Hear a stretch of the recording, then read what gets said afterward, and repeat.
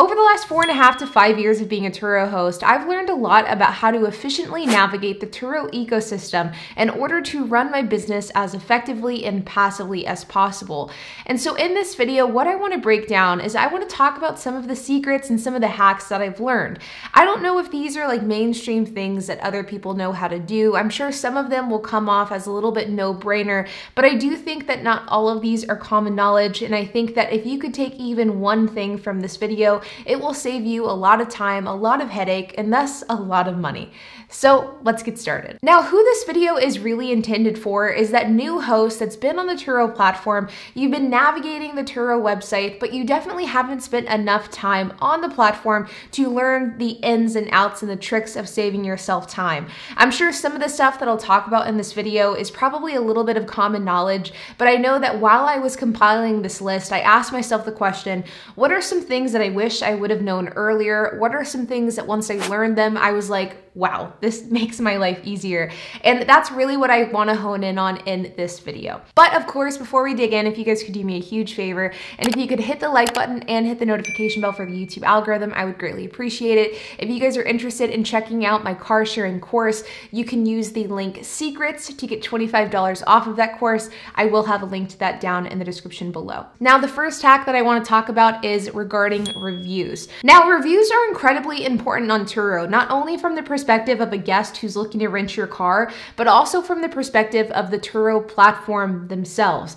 They really put a high emphasis on 5-star reviews. In fact, if you've ever looked in the Turo app, you may notice that under the performance tab, you'll see a metric and it's percentage of 5-star reviews. In order to be an all-star host, which is considered to be like Turo's top tier host, you have to have 90% 5-star reviews. So of all of the trips that have been rated on your profile, 90% of those need to be 5 stars.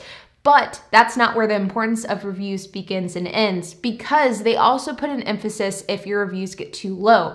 And if your 5-star reviews dips below 80%, meaning if you have less than 80% 5-star reviews on your profile, you can actually get kicked off of the Turo platform. So reviews are something that mean a lot. And whenever you get a lot of trips under your belt, it's a lot easier to control your review ratio. But whenever you're first getting started out, the reviews can get out of hand really quickly, especially if you have a couple of bad experiences. And let's face it, you're probably more likely to get a bad review whenever you're first starting out because of the fact that you're still learning. So getting a 4 or 3-star review is something that can be really scary to new Turo hosts. And that's where my hack and secret comes into play.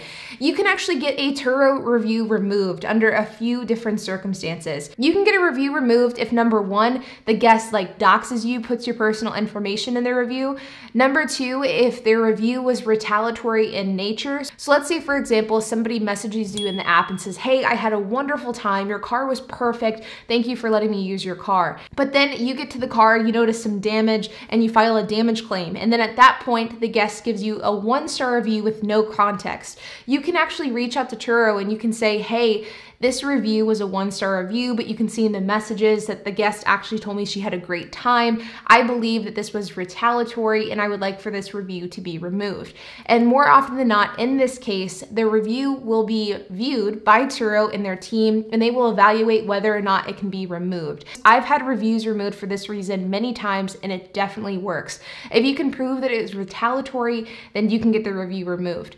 The second way that you can get a review removed is if the guest was like harassing you either in the actual review itself or in the messages. In fact, this happened to me very, very recently. A guest was angry that I charged her a convenience fee for the gas tank I had to fill up for her. She was extremely rude, extremely angry, and she left me a bad review. Then in the messages of the Turo app, she called me the B word. She then insinuated that she wanted to fight me, and then I contacted Turo, I reported her, and I got the review removed. So if you're ever in a situation where you feel like a review just really wasn't the truth, you feel like it's not being honest, and you feel like it was retaliatory or it was revengeful or it was just flat out lying, then I would encourage you to reach out to Turo, because there is a good chance that they can get that review removed, which will help your profile. Number 2 is an easy way to navigate the Turo Turo customer support, and this is probably one of them that you guys may or may not already know, but I know that the Turo customer support line can be really confusing to navigate, especially because of the fact that some things get handled through chat,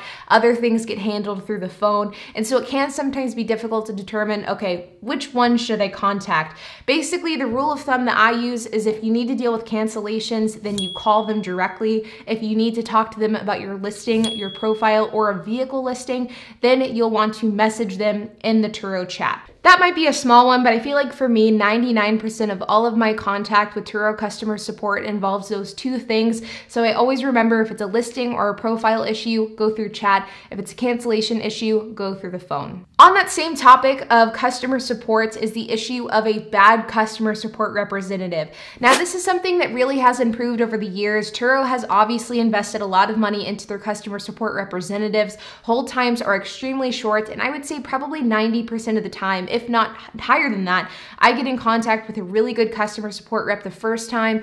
But one lesson that I've learned over the years is that if you're dealing with a difficult customer support rep, either they don't understand what you're saying, they don't know how to navigate the Turo system, or you simply feel like you know more about Turo than they do, then I would just simply hang up and try to connect with a different representative. This is something that I definitely don't do often, but I do it every once in a while. If you find that a Turo representative is just difficult to deal with, it's not worth fighting them. Just simply give up, hang up, and then call again. The next tip that I have is regarding cancellations. Now, if you are a Turo host, you are not able to just cancel trips whenever you would like to. And to be honest, I think that that is a good policy that Turo has implemented. If there are hosts canceling trips with no notice or late notice, that does not look good for the Turo platform. So I totally understand that policy, but the reality is sometimes things come up and sometimes you can't help but cancel a trip for one reason or another. And if you do have to cancel a trip, two things will typically happen. Number one, you will have a review that automatically gets put on your profile. In my opinion, I think that this review looks really, really bad. The review basically says this host canceled this trip within X amount of hours. And this lets guests know, hey, this host canceled a trip before, so be cautious moving forward. This is something that I really do not like to have on my profile. I think it looks really bad from a guest perspective, and I think it's one of the worst things that you can repeatedly do, and it will hurt your Turo business long term. In addition to this automated review, Turo will also typically charge you a $50 cancellation fee. But if you're an all-star host, you can actually get that cancellation fee waived, which is really helpful in those times that you just simply have to cancel a trip because something has come up. And in my experience, if you call Turo and you explain why you had to cancel the trip and that you never ever cancel trips, they will sometimes remove that automated review as well. Of course, this only works if you actually only cancel trips every once in a while. If you are somebody that perpetually cancels on guests, then you're just simply doomed. This isn't going to work for you. But if something does come up kind of once in every blue moon and you need to cancel a trip and you want to get rid of that automated review, I would simply plead your case to Turo, and if you get a good customer support representative, they should be able to take that off. The next one I have is another one that helps you navigate customer support, and this may be another one that's kind of a no-brainer, but it took me an embarrassingly long amount of time to learn that this was a feature of the Turo's website. If you're somebody that's easily wanting to find your Turo customer support tickets, then you don't have to go sifting through your email to find them. You can actually go to your profile picture in the top right-hand corner of the page. If you click Contact Support, that will then take you to the Help Center.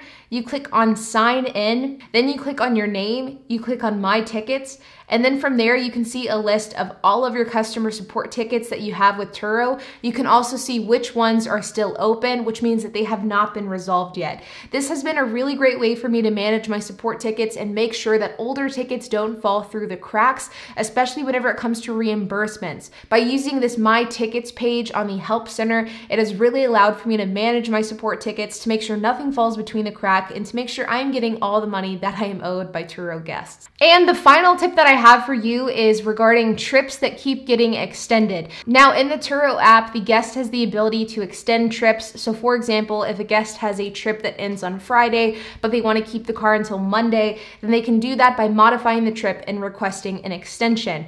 Now, this happens all of the time. It's extremely common, but one thing that's also surprisingly common with Turo are the guests that just perpetually extend a few days at a time.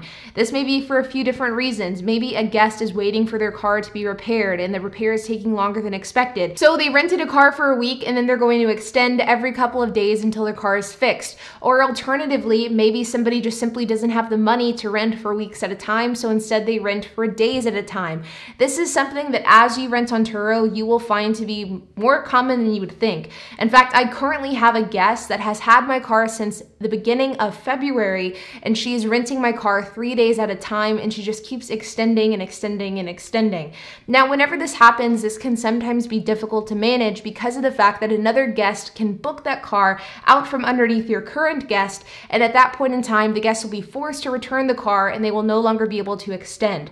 Now, this isn't the end of the world, but it's also not preferred because of the fact that you would, of course, rather have the renter that is continuously extending, that requires no work from you. They're just keeping the car and thus you're getting paid. Keeping a guest in your car is always less work than getting a new guest into your car, so being able to facilitate extensions as easily as possible is always the best route to go down. So you may be wondering how to prevent another guest from renting this same car, but allowing for the guest to extend the car. And the answer to that is to simply snooze the vehicle. This is what I do for my perpetual extenders to prevent other people from coming in and renting the car out from under them. I'll simply snooze the car. That way the guest can still extend, but nobody else can rent the car. The only downside is the fact that that means nobody else can rent the car either. But for those guests that you have that will want to keep your car for weeks, if not months at a time, it is a really good thing to do because of the fact it will make extensions so much easier, it will make your life more easier, and it will make your Turo business more passive. But like always, you guys, I hope that you enjoyed this video. Like I said at the beginning, I don't think that any of these things are like earth-shattering, but if you can take even one inkling, one tip away from this video, I think it will help you run your Turo business more efficiently, more effectively, and of course, more passive. If you have any questions, comments, if you have anything to add, I would love to hear it. So make sure to leave a comment down below. And while you guys are at it, make sure to hit the like button, hit that subscribe button, and hit the notification bell. And I will see you guys in the next video.